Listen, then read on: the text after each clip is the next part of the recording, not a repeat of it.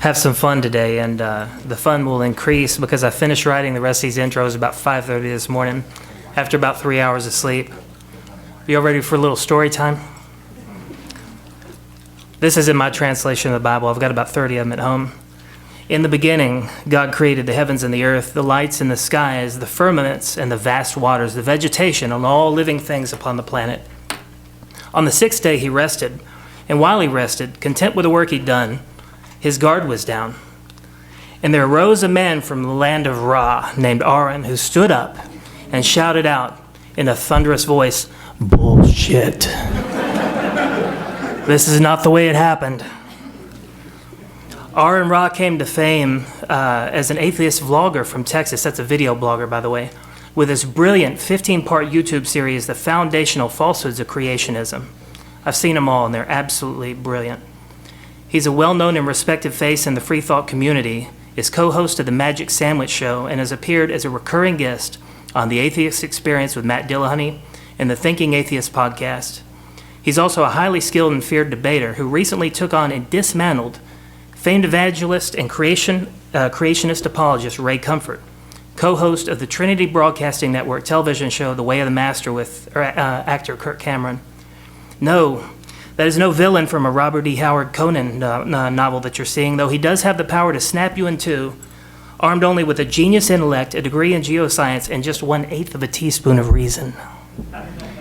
Currently, the Texas State Director for American Atheists, Aron Ra, is a force to be reckoned with, and we're so pleased and honored he was able to be with us today, just 1 week after the Texas Freethought Convention, here to deliver a smackdown of evolutionary proportions. Please welcome Aron Ra. Asking to speak about the failures of creationism, and I think that they meant to say the falsehoods of creationism, but speaking about the failures of creationism gave me an idea. Now, I would like to talk about the failures of creationists, but for a couple of reasons I won't. One, the list is too voluminous. And two, we're not going to be bashing on religion today. And three, an important message probably. As I was listening to Teresa McBain and Jerry talking about how they were when they believed, had I encountered them in a public place, there likely would have been an argument, there likely would have been a debate between us, and it's important to remember that the most outspoken advocates we have were once believers, and so they don't now, as they didn't then, deserve, what is the word I'm looking for, hostility, we'll call it. Just bear in mind, they've just been deceived perhaps, and maybe they've never questioned, but a little patience, a little tolerance. Let's see if this thing works. Oh, good. Okay, so we can begin. The primary failure of creationism is that it is a controlled belief. Now, I'm going to focus on creationism as opposed to religion, just as a subset of that. And creationism is a form of religious extremism, one which requires a denial of science, specifically. It is a denial. It's not an argument of whether we're talking about any scientific application that links humans with other animals versus a specific interpretation of any particular religious doctrine. What it really is methodological naturalism, also known as the scientific method, pitted against supernaturalism, a belief in magic. And the first of the list of failures of creationism that I'm going to talk about also coincidentally is the first foundational falsehood of creationism. Let's see if this button works. There we go. This from creationism.com, this is a campaign wherein they mean to target high school kids so that they will disrupt their science classes by asking inane questions that they hope or they think that their parents will or their teachers will not be able to answer. On their website, curiously, they show that everyone has already answered their questions, and then they have a series of excuses trying to dismiss those answers. What's important here, this statement, this is the denial of methodological naturalism, and it is the assumption that accepting scientific explanations requires somehow a rejection of belief in God. And this is what they try to do to polarize their own community. That if you accept the science at all, you've got to take it all and you've got to reject religion entirely. So we lose a lot of secular-minded people in this polarization process. Now, I'd like to see a show of hands for all those in this room who were educated in evolution in public school? Okay. Keep your hands up if you're educated in evolution in public school and you know that statement to be false. Keep your hands up if you think that the person who made that claim knew it was false. I don't think a single hand moved. Thank you. This is the demonstration. My wife doesn't like me to bring up the dishonesty of creationism, but it is willfully dishonest. And this is a demonstration of that. Now let me see if I can get to the next line of this. Oh, wait, you know what? It'd be handy to have some notes here. There we go. Okay, now, this argument was generated quite a long time ago, about 2,600 years ago. You remember in Cosmos, Carl Sagan talked about the Ionian scientists and how some of these brilliant lads had devised that atoms existed and all that matters, or all matter was made out of these.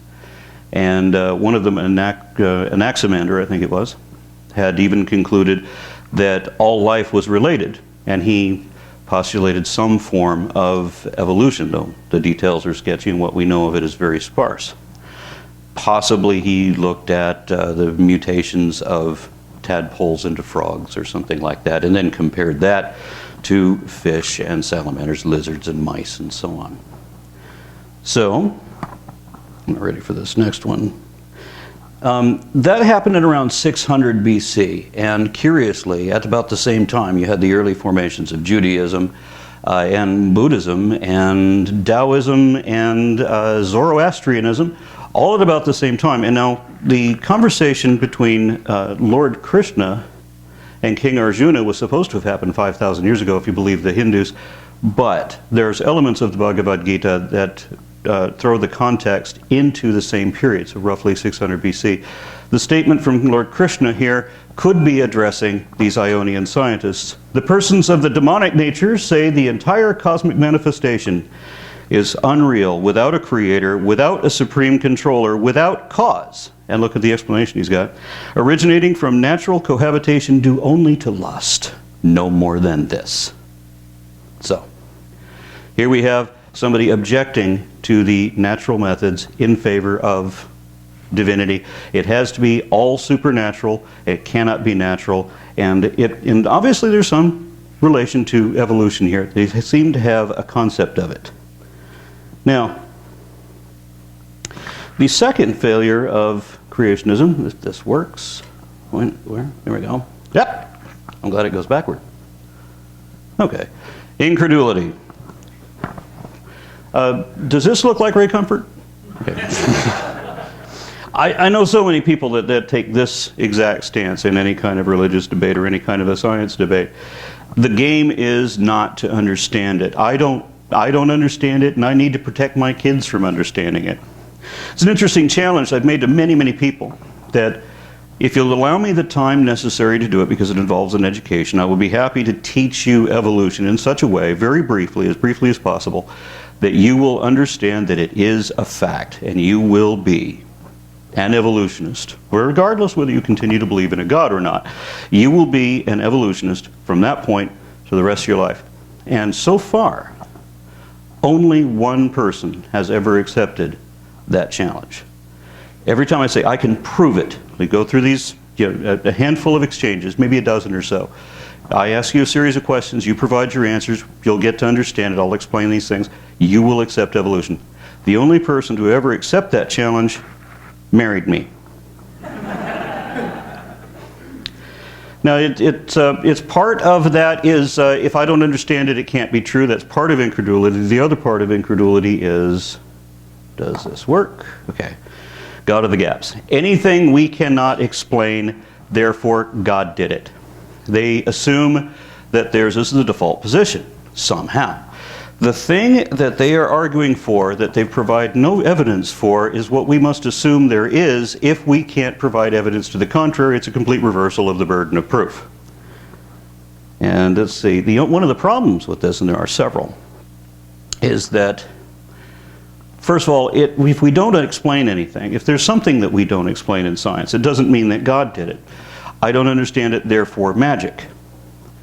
If we look at examples through history, and I'm going to show a couple of these in a moment, There was a time when we thought that comets were omens. There were a time when what is apparently a volcanic eruption in the book of Exodus is described as being the power and might of God. We've seen many examples like this when epilepsy was once thought to be demonic possession. We didn't have an explanation for it. The fact that we didn't have an explanation for it, couldn't explain what epilepsy was at that time, did not mean that it was a god.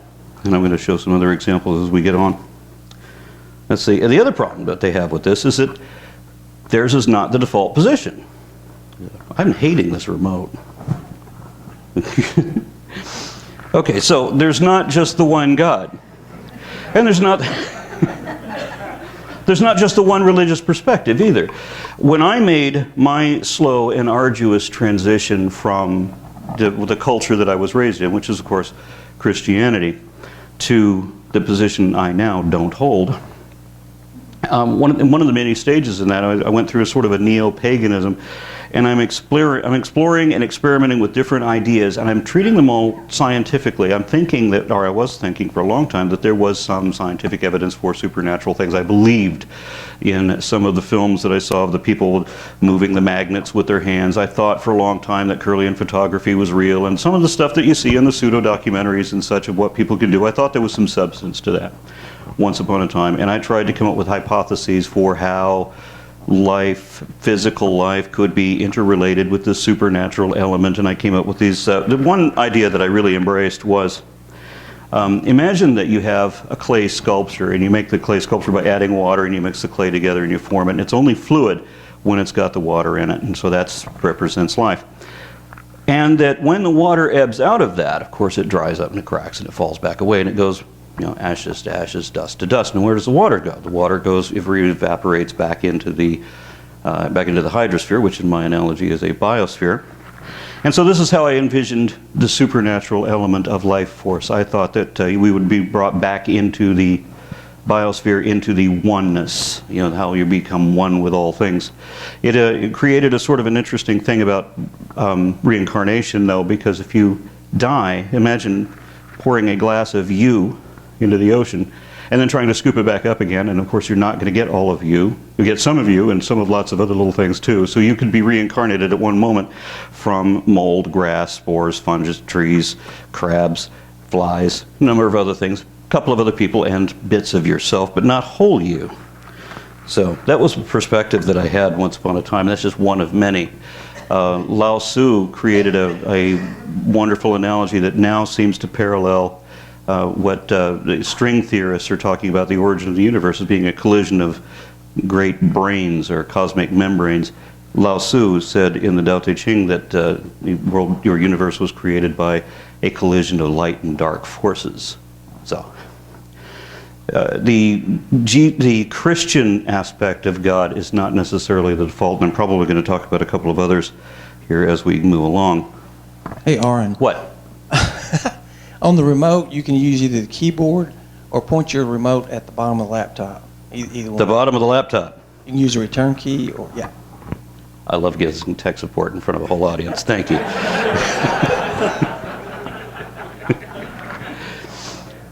One of the great failures of creationism, and I'm going to point at the laptop to see if this works. One of the great failures of creationism is the power of prayer. Oh, good, it worked.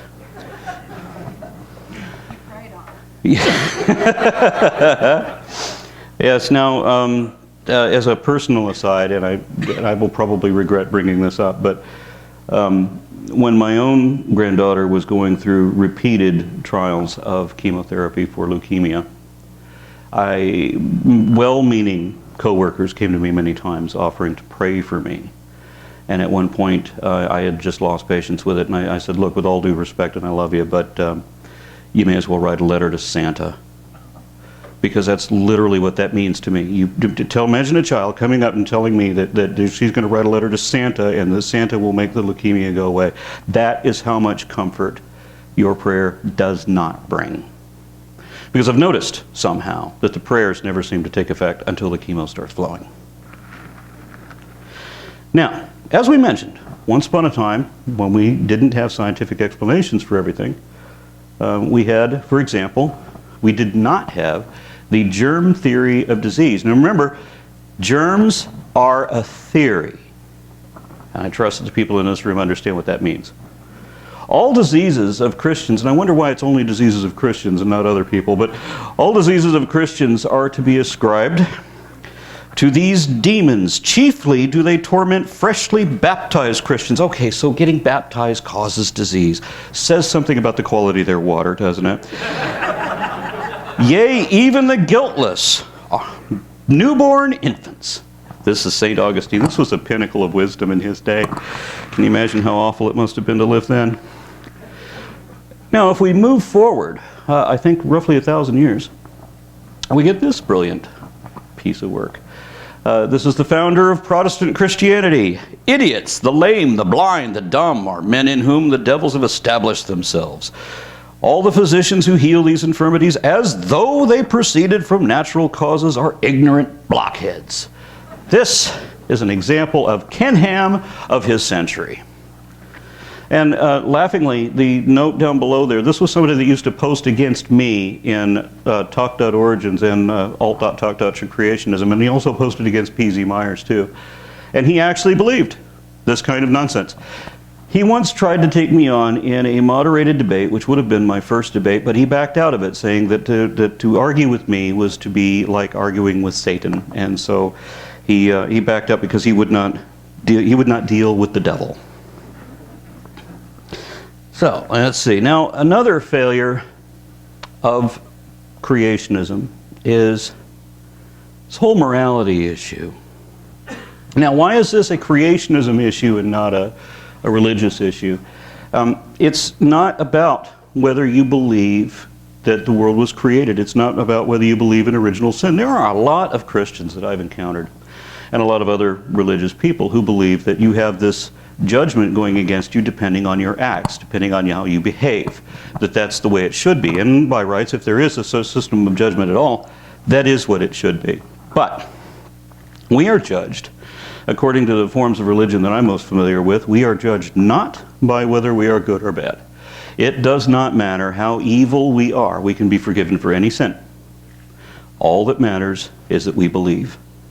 We have to believe without reason. We have to have faith. There's many times in there it says that you have to have complete faith, that you must get rid of all doubt.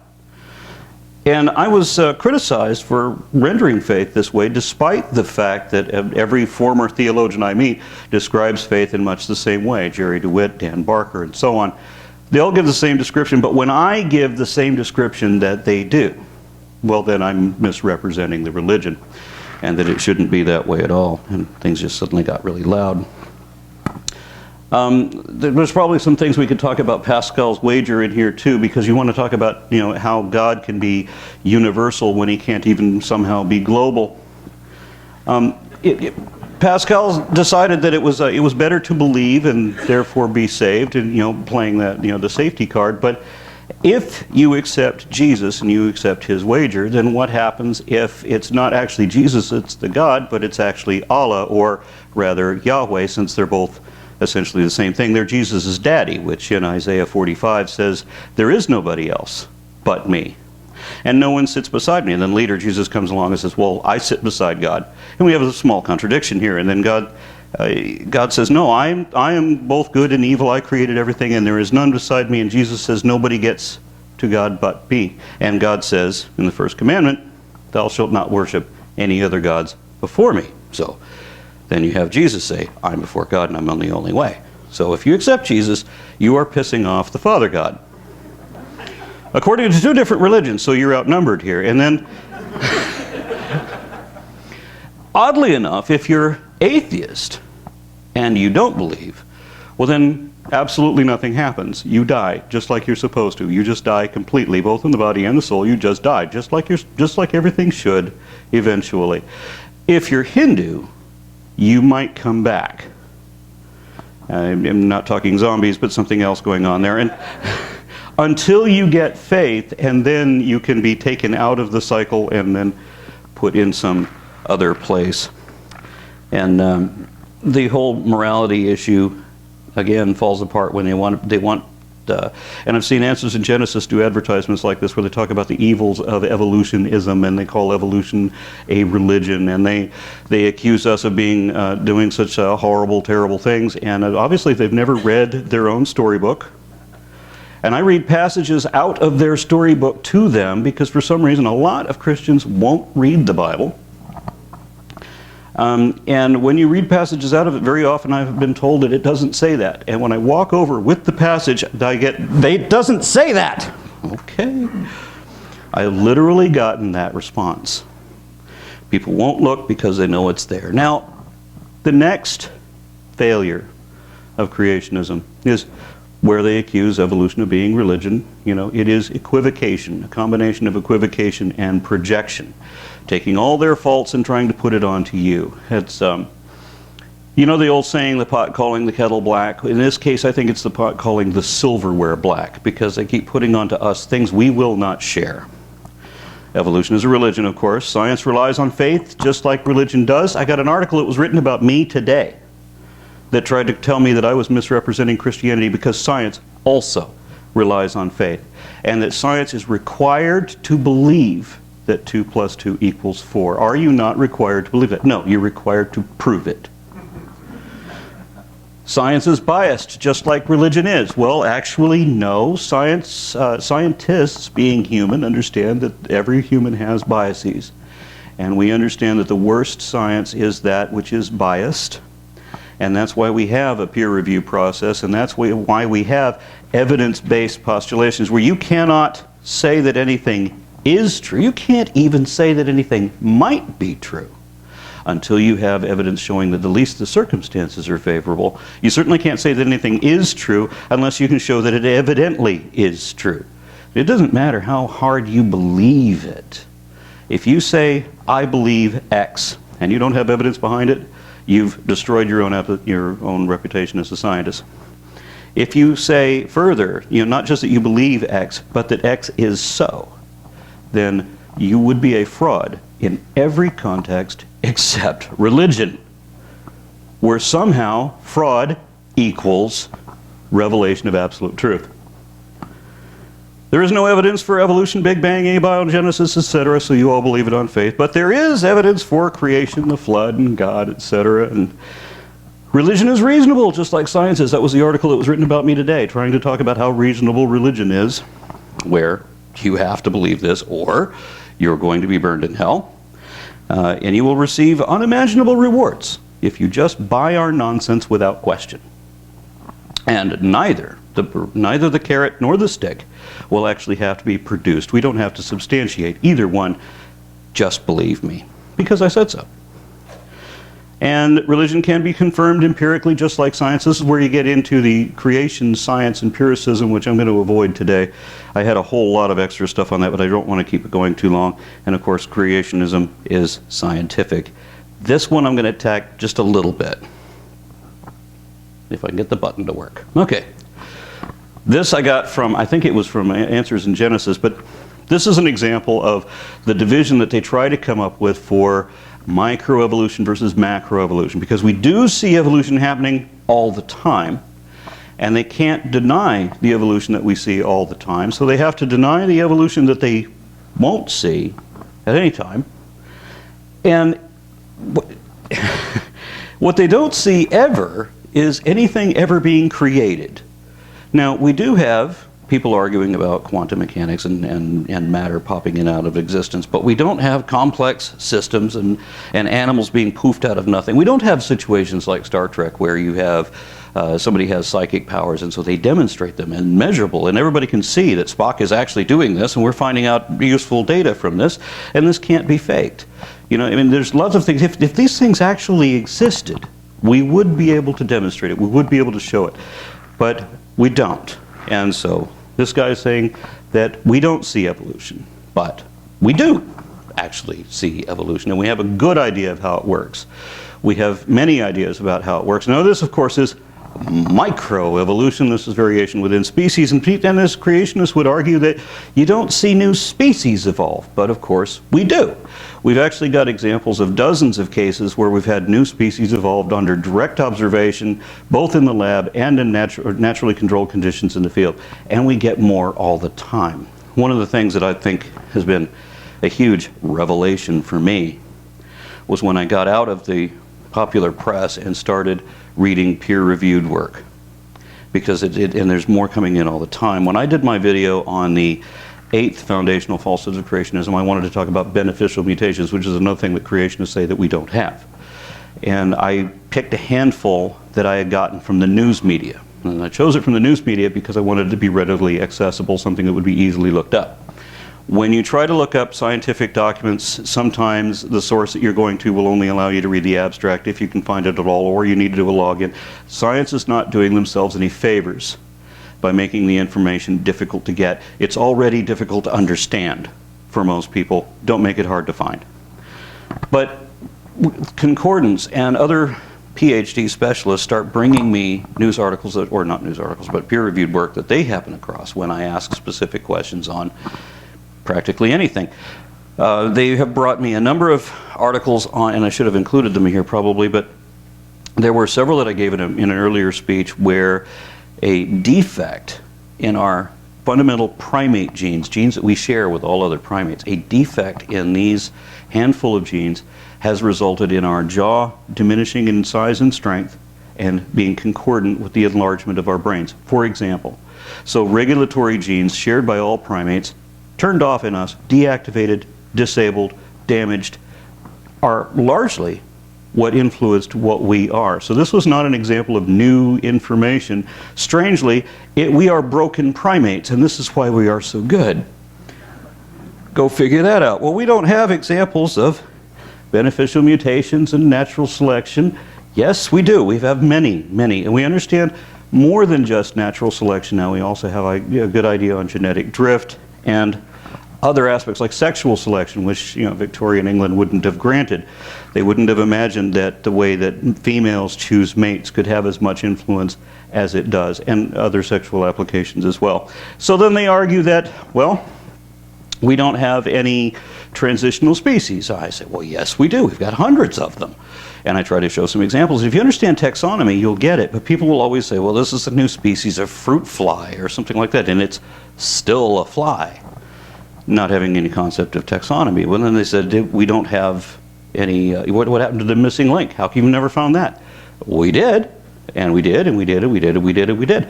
We've got a dozen or so pre-human or quasi-human, depending on how you define it, hominines. Everything that they're asking for, we have produced, including one of my favorite creationist arguments, there's never been any such thing as a half a wing. Yes, there is. And this is magnificent. Mind you, I hope I'm not crashing anything. This is an oviraptor. And what's beautiful about this is that we don't have feathers for this animal, but we know that it had them. And there's this ongoing argument.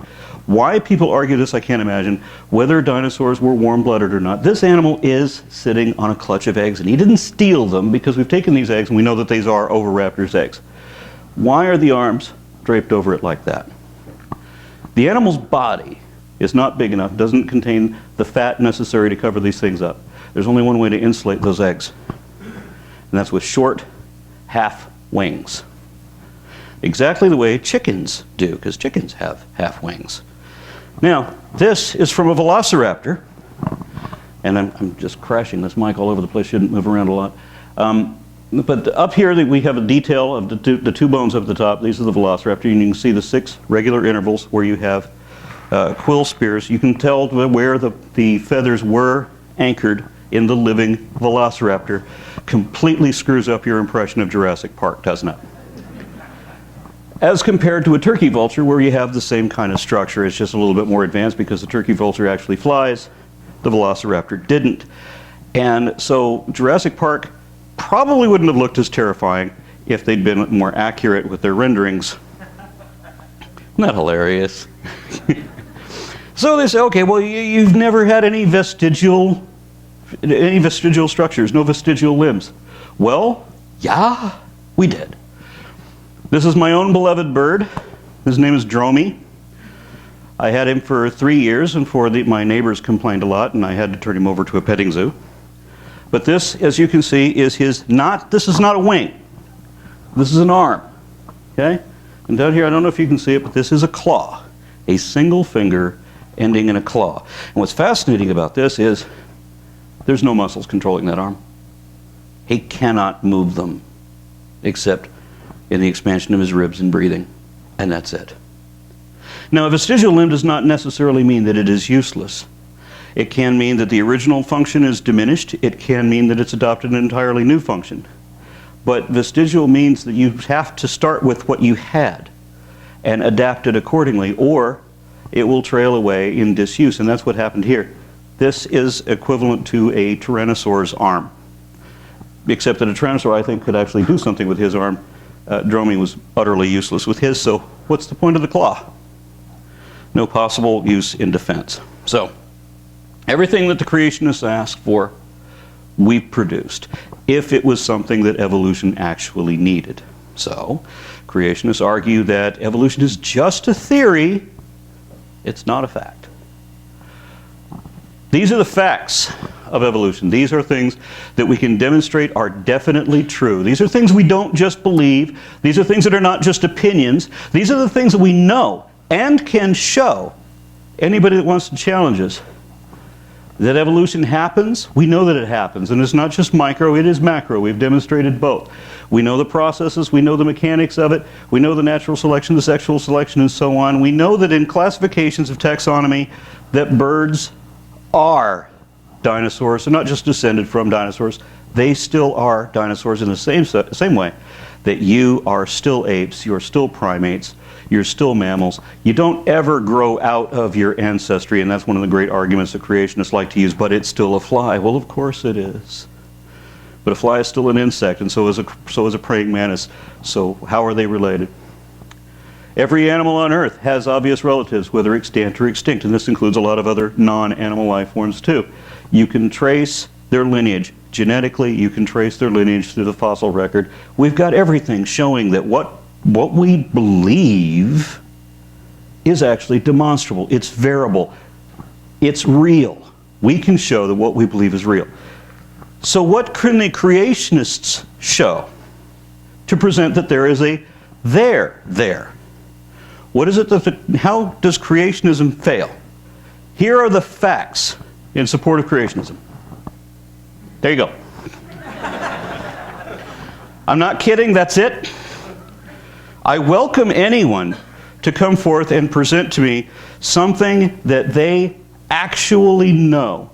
That they can show that what they believe is really true, and that it is concordant and indicative of miraculous, supernatural, divine creation as opposed to biological evolution.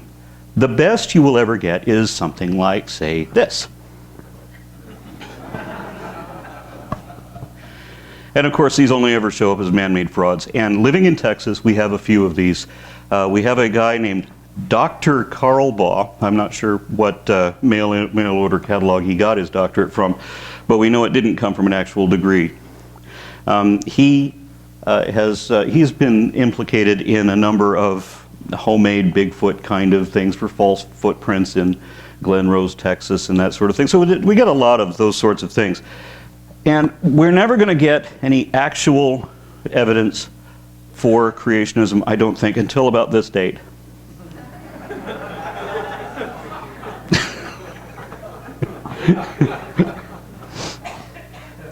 So what does creationism as a theory? It doesn't qualify as a theory at all. Intelligent design calls itself a theory, but does it count as one? When you compare the ideas of creationism, one, they want to say they teach creationism. First of all, you can't teach something if you don't know it. If there's no properties, nothing you can show, nothing that you can experiment with, there's anything anybody wants to believe, they can project and promote and just say, I believe that, and then it's done. And you can call it a fact because it's your own authority, or as some presuppositionalists have told me, God told me so it's real. God shows us in such a way that we know that it's true. That's the excuse. But the way it appears to me that creationism or intelligent design creationism compares to regular science is more like this. Imagine this is abiogenesis, Big Bang cosmology, and evolution together, and there's, obviously you can tell which one is intelligent design. I love this picture. So, somebody was talking about how pasty white they felt. Imagine how this guy feels. Because here's the big problem. The problem with creationism, the worst failure of creationism is simply that it doesn't work. Not just that it can't compete and that it needs to be fleshed out a bit, it just doesn't work. So in creationism, we have a host of claims which can't be verified. We have no kind of science that we can use. There's no products. There's no experiments. It does not advance knowledge at all. And one of the challenges that I would offer to creationism is this. Can you name one time, one occasion in the history of science when assuming supernatural explanations has ever improved our understanding of anything? Because I would guarantee that it has not. Here's another example of where creationism fails. These are footprints from Therapsids. Now, Therapsids are animals that should not exist because they are both reptiles and mammals at the same time, something which creationism wouldn't normally permit. But another reason that this set of tracks shouldn't exist is because it's intermediate in the Grand Canyon, the entirety of which was supposed to be laid down in the same flood. How do you get all these different sedimentary layers? And then in the interim, in the middle, you get this level. We have placidly walking little animals. Animals that shouldn't exist. And then you have other sedimentary layers compiled on top of that. And the website I got this from shows a whole collection of different types of fossils that should not exist in that kind of a formation in flood geology. And it isn't just flood geology that fails. It isn't just biology and baramins where creationism fails. It also fails in cosmology. This is the model of the universe as presented by creationism. Or at least it was in the time of the Bible. Now, of course, they're trying to change that. They're trying to say, well, it doesn't really mean that. It means this, or, I have no idea what the excuse is that they came up with for the firmament. What I like about the firmament is that it doesn't just show up in the Bible. It shows up in a lot of other works, too, like in China. There was a great flood myth in China where this Chinese warrior, having lost a battle, climbs up to a mountain and throws a temper tantrum in which he accidentally punches a hole in the firmament with his spear, thus letting in all the water above the firmament. See, the ancient people thought we apparently lived in a snow globe. And that when all the water came in, the Naga goddess Nu Kwa had to come and mop it all up and save all of humanity. Now, the biggest failure, I think, of creationism, as we mentioned before, was, and then my wife doesn't like me to sit here and call him dishonest, but I don't know how else to say this. When you announce in advance that you will only accept evidence that supports your position, is that honest or is that dishonest? Okay. If you say in advance that you will never admit when you're wrong, is that dishonest? Okay. These are from leading creationist organizations. All creationist organizations have a statement of faith. I call these doctrinal obligations. If you read these carefully, they are announcing they will not consider any evidence that contradicts their a priori original position, their preconceived notions, their predetermined conclusions. They refuse to accept or permit or entertain the idea that they could even be wrong. This is as dishonest, I think, as it is possible to be, and that's why this is immediately recognized as the face of religion. Ignorance, I think, is not just what you don't know. Ignorance is what you won't know. It is what you ignore. And in order to hold many religious ideals, and when I'm talking about religious people, when I'm talking about creationists, I want you people to understand that I'm not talking about the young Teresa McBains and the young Jerry DeWitts. I'm talking about the people that are invested in this. I'm talking about Ken Ham and Kent Hovind and Eric Hovind and all the people that are making all this money, leading people astray and lying to them on purpose. This refusal to accept reality and instead adopting a fantasy reminds me of something else. What is the other context? Oh yes, this. And this is the best way that I think I can put this. These people want to have the wool pulled over their eyes. They don't want to see how deep the rabbit hole goes. I would rather know an uncomfortable truth than to believe a beautiful lie. And a better way to put it, perhaps, is that it strikes me that we have a division where some people prefer or have a need to believe, and the rest of us, and I trust everyone here, would rather have a desire to understand. And so we look at reality more this way. We understand that science works by gathering data, and even if we don't have the whole picture, we know that all the data that we can show is actually correct will lead us into one ultimate conclusion, whereas the alternative seems to be like you get a handful of different people representing different religions who are changing their minds constantly, so the room is always filling with more and more people, each with the absolute truth. They all have a dart in their hand, and they all throw it blindfolded at a board, hopefully. But wherever the dart lands, that's the absolute truth, and they're going to stick with that until the next guy comes in and throws his dart. And that's why religions seem to shard off in every possible direction, because they have no substance whatsoever to them. And this is particularly true in religious extremism like creationism.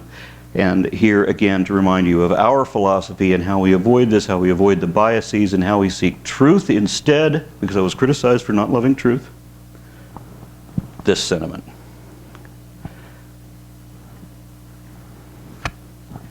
Whatever is inconsistent with the facts, no matter how fond of it we are, must be discarded or revised. The complete antithesis to the faith statement of all creationist organizations. And I will allow those creationist organizations the last word in my discussion here.